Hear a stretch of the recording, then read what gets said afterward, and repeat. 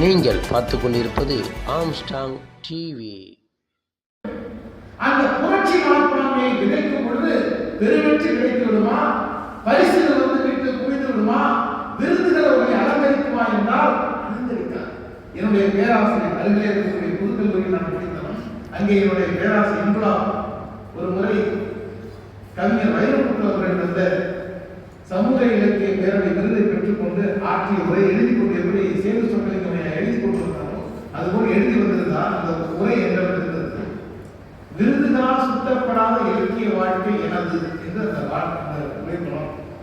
அவருடைய இலக்கிய வாழ்க்கை விருதுகள் அடையாளம் காட்டவில்லை. மாலை நேரத்தில் கைதுகள், விசாரணைகள், போலீஸ் துன்புறுத்தல்கள், இதுவெல்லாம் தான் அந்த இலக்கியவாதியை அடையாளம் காட்டின. பலரும் நினைத்திருக்கலாம் பேராசிரியர் அண்ணனுக்கு என்ன குறை, அவர் மதுரை காமராஜர் பல்கலைக்கழகத்திலே பேராசிரியர். காமராஜர் பல்கலைக்கழகத்திலே பேராசிரியராக இருப்பது பெரிதல்ல, காமராஜரை போல வாழ்வது கடினம். பல்கலைக்கழகத்தில் இருந்து கொண்டு அவர் இந்த பணியெல்லாம் ரொம்ப வசதியா எளிமையா சொகுசா செய்திருக்கிறார் என்று நினைக்கலாம். சவாலை நான் சொல்லிக் கொண்டிருக்கிற நேரத்தில் அந்த சவாலை எல்லா முறைகளிலும் எதிர்த்து போராடி முறியடிக்க வேண்டிய பொறுப்பு ஜனநாயக சக்திகளுக்கு மதசார்பற்ற சக்திகளுக்கு உண்டு. ஒன்றை நான் அஸ்திவாரமாக சொல்ல விரும்புகிறேன். இந்த வகுப்புவாதம், இந்த மதவாதம், பேசிச கும்பலை வீழ்த்துகின்ற வலிமை இந்தியாவுடைய ஜனநாயக சக்திகளுக்கு மதசார்பற்ற சக்திகளுக்கு கட்டாயமாக இருக்கிறது. ஆனால் அவர்கள் ஒன்றுபட வேண்டும். ஒன்றுபட்டு நின்றால் நிச்சயமாக அந்த இந்துத்துவாவை வீழ்த்த முடியும். கட்டாயமாக அது நிகழ்ந்தே தீரும். அதற்கான மகத்தான போராட்டத்தில் அருணன் போன்றவர்களுடைய கருத்துக்கள் அறிவு சார்ந்த அந்த ஆண்மை முழுமையான முறையில் இதை நிச்சயமாக பயன்படுத்திக் கொண்டிருக்கிறது. பயன்படும் எல்லோரும் வாழ்க்கையை போல அருணன் அவர்கள் இந்த 4 துறைகளிலும் அவருடைய பணி தொடர வேண்டும். மிகச்சிறந்த மனித சமூகத்துக்கான, இந்திய ஒற்றுமைக்கான, இந்தியாவை மதசார்பை பாதுகாப்பதற்கான அந்த மகத்தான போராட்டத்தை அவருடைய பங்களிப்பு மேலும் மேலும் பலப்பட வேண்டும்.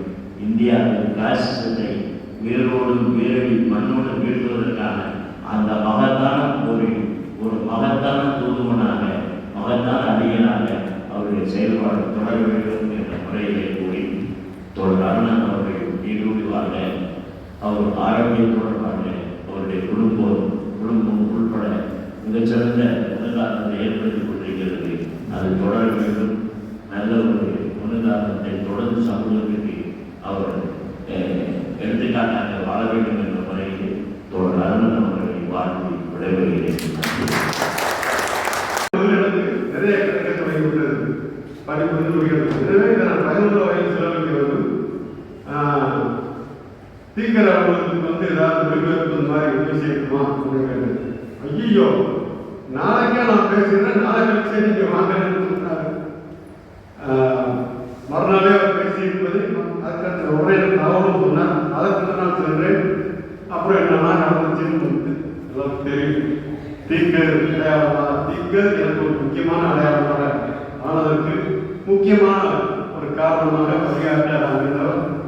அது மட்டும் இல்லாமல் என்னுடைய சிந்தனையை செதுக்கிக் கொள்வதில் மார்க்சிய கண்ணோட்டத்திலும் தமிழக மக்களுடைய அந்த பண்பாடு சார்ந்தும் சமூக வரலாறு சார்ந்தும் இந்திய மக்களுடைய தன்மைகள் சார்ந்தும் கொண்டு வருவதற்கான பல அறிவு செல்வத்தை கொடுத்தவர் எனக்கு மட்டுமல்ல பலருக்கும் கொடுத்தவர் பேராசிரியர் அருணன் அவர்கள்.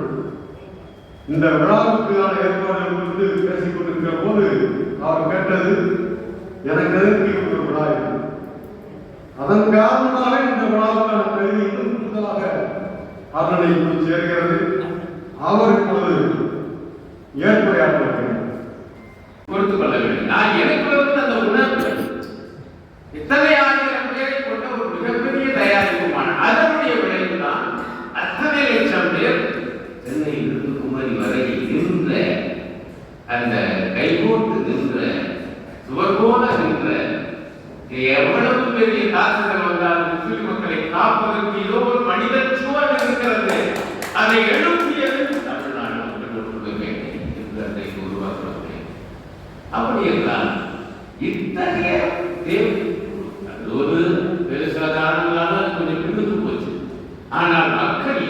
மிகப்பெரிய ஒரு காரணியாக இருந்தது.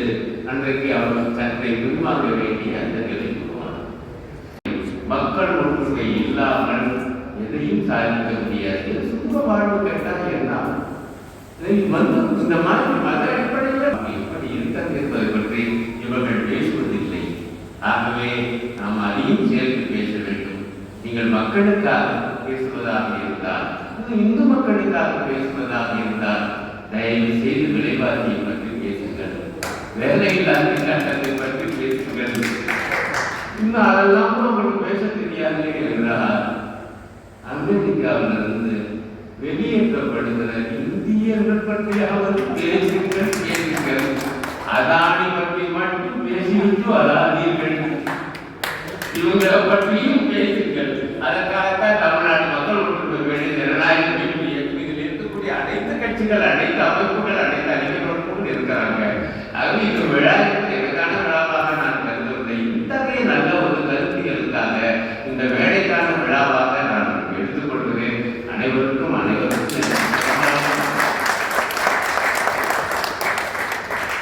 பேராசிரியர் குறிப்பிட்டிருக்கிறார்.